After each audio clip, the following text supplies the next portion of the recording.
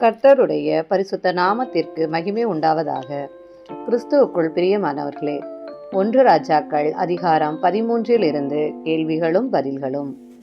தூபம் காட்ட பலிபீடத் தண்டையில் நின்றவன் யார்? யெரொபெயாம்.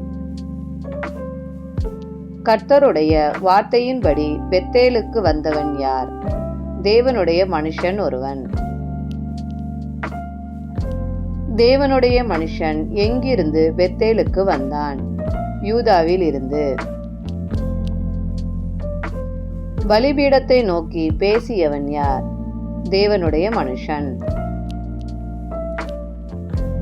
தாவீதின் வம்சத்தில் டேஷ் என்னும் பெயருள்ள ஒரு குமாரன் பிறப்பான் என்று தேவனுடைய மனுஷன் கூறினான். யோசியா. யோசியா யாரை பலிபீடத்தின் மேல் பலியிடுவான்? பலிபீடத்தின் மேல் தூபம் காட்டுகிற ஆசாரியரை. பலிபீடத்தின் மேல் எவைகளை சுட்டெரிக்கப்படும் என்று தேவனுடைய மனுஷன் கூறினான்? மனுஷரின் எலும்புகள். பலிபீடத்துக்கு விரோதமாக அடையாளத்தை சொன்னவன் யார்? தேவனுடைய மனுஷன். தேவனுடைய மனுஷன் பலிபீடத்துக்கு விரோதமாக சொன்ன அடையாளம் என்ன? பலிபீடம் வெடித்து அதன் மேலுள்ள சாம்பல் கொட்டுண்டு போம். தேவனுடைய மனுஷனை பிடியுங்கள் என்று கையை நீட்டியவன் யார்? யெரொபெயாம். யாருடைய கை முடக்கக்கூடாதபடிக்கு மரத்து போனது? யெரொபெயாம். எதின்படி பலிபீடம் வெடித்து சாம்பல் கொட்டுண்டு போனது? தேவன் குறித்திருந்த அடையாளத்தின்படி. யார் வருந்தி விண்ணப்பம் செய்தபோது ராஜாவின் கை சீர்பட்டது? தேவனுடைய மனுஷன். உனக்கு வெகுமானம் தருவேன் யார் யாரிடம் கூறியது? யெரொபெயாம் தேவனுடைய மனுஷனிடம். இந்த ஸ்தலத்தில் அப்பம் புசிப்பதும் இல்லை, தண்ணீர் குடிப்பதும் இல்லை என்று கூறியவன் யார்?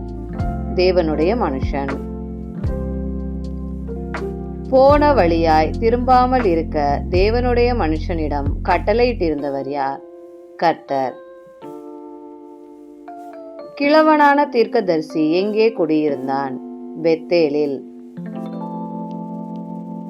தேவனுடைய மனுஷன் செய்த எல்லாவற்றையும் கிழவனான தீர்க்கதரிசிக்கு அறிவித்தவன் யார்? அவனுடைய குமாரன். தேவனுடைய மனுஷனை தொடர்ந்து போனவன் யார்? கிழவனான தீர்க்கதரிசி. தீர்க்கதரிசி போகும்போது தேவனுடைய மனுஷன் எங்கே உட்கார்ந்திருந்தார்? கர்வாலி மரத்தின் கீழ். கர்த்தருடைய வார்த்தையை தூதன் கூறியதாக பொய் சொன்னவன் யார்? கிழவனான தீர்க்கதரிசி. தீர்க்கதரிசியுடன் சென்று தண்ணீர் குடித்தவன் யார்? தேவனுடைய மனுஷன். தீர்க்கதரிசிகள் இருவரும் பந்தி இருக்கையில் யாருக்கு கர்த்தருடைய வார்த்தை உண்டானது? கிழவனான தீர்க்கதரிசிக்கு.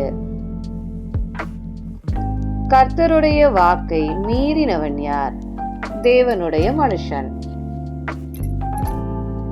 தேவனுடைய மனுஷனின் பிரேதம் எங்கே சேருவதில்லை என்று கிழவனான தீர்க்கதரிசி கூறினான்.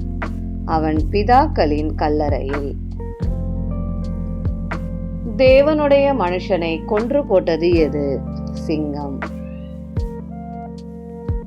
அவன் கர்த்தருடைய வாக்கை மீறின தேவனுடைய மனுஷன். யாரை குறித்து கூறப்பட்டது? யூதாவில் இருந்து வந்த தேவனுடைய மனுஷன்.